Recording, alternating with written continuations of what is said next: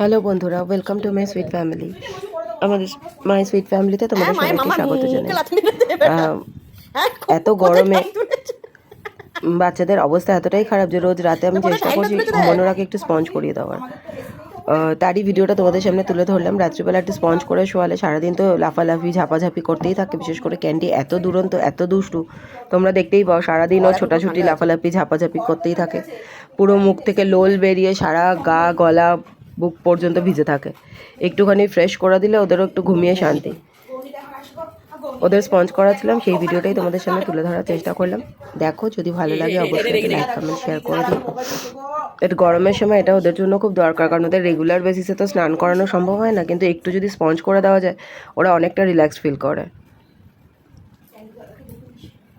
তো সেটাই করছিলাম, 3টে বাচ্চাকে করে দিলাম। রোজি যেহেতু একটা জায়গার মধ্যে সীমাবদ্ধ থাকে, ওর অতটা দরকার পড়ে না, তাই ওকে আর আলাদা করে রোজ করানো হয় না, কিছুদিন ছাড়া ছাড়া করানো হয়। বাকিদেরকে করিয়ে দিলাম। এখন ওরা অনেকটাই রিল্যাক্সড, দেখতেই পাবে। ক্যান্ডি স্পঞ্জ হয়ে গেলে পরে ক্যান্ডি কিরমভাবে মানে খুশিতে ছোটাছুটি আবার শুরু করে দেয়। স্পঞ্জ করে কি লাভ হয় বুঝতে পারি না, যাই হোক তাও করিয়ে দিই যাতে একটু বডিটা রিল্যাক্স হয়, একটু ঠান্ডা হয়।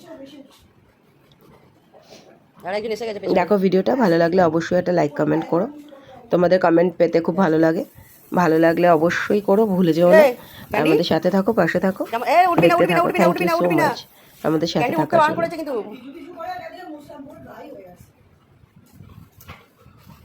কোথায় যাচ্ছিস?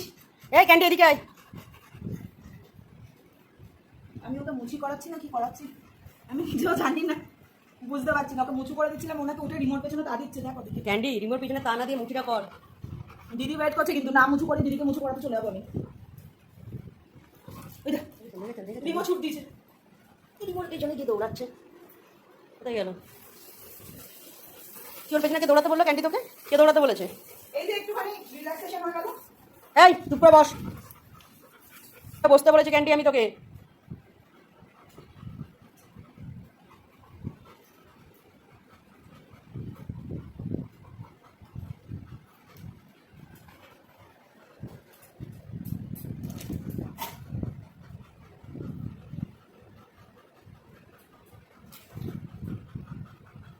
সুইটিকে বিয়েটা বন্ধ হয়েছে না এখন হচ্ছে হালকা হালকা?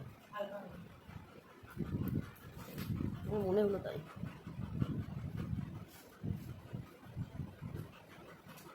সুইটি তো নিজেই নিজে মুচিটা করে নিচ্ছে। দেখ অ্যাকচুয়ালি বাস নিজে ঘুরে নিচ্ছে। নিজে ঘুরে নিচ্ছে। আমার এদিকটা দরকার, আমার এদিকটা দরকার, এদিকটা দরকার, এদিকটা দরকার, এদিকটা দরকার, এদিকটা দরকার, সব দিকটা দরকার। এইটা আরেকটু এই খুশি হয়ে গেছে। আর বাবা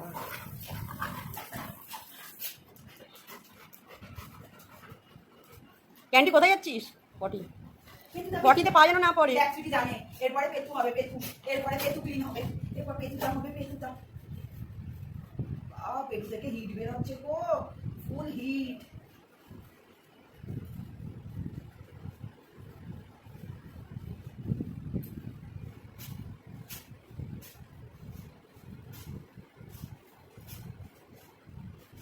পটিতে পা পড়েনি তো মামা?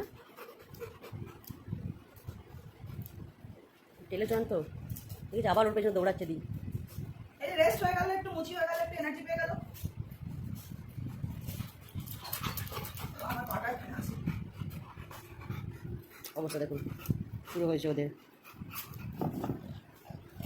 দাঁড়া, উঠবে না।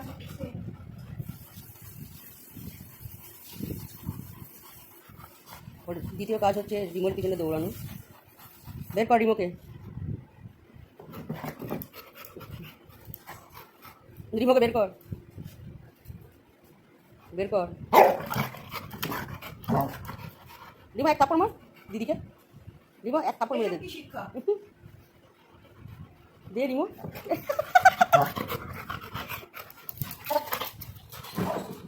সর্বনাশ।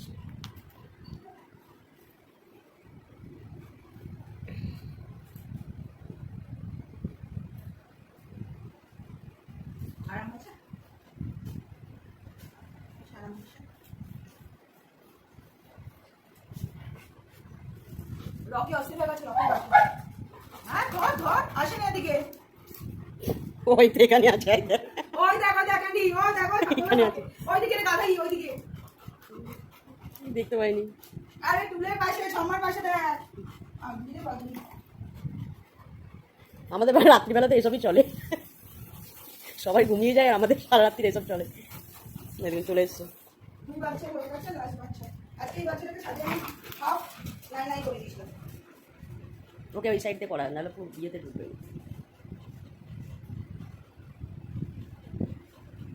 তোমাকে ফুল মোছাতে গেলে না, এটা ফুল ব্ল্যাক হয়ে যাবে। সুইটিকে মোছানোর পরে ব্রাশ না করে দিই, কিরকম কিরকম একটা লাগে।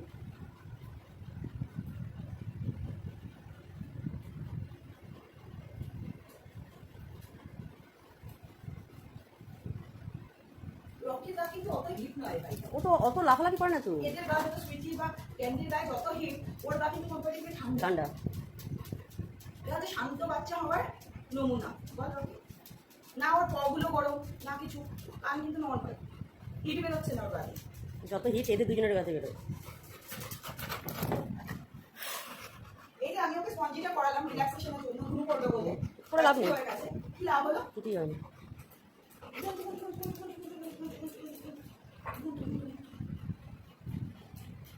এটা হচ্ছে বুদ্ধিমান।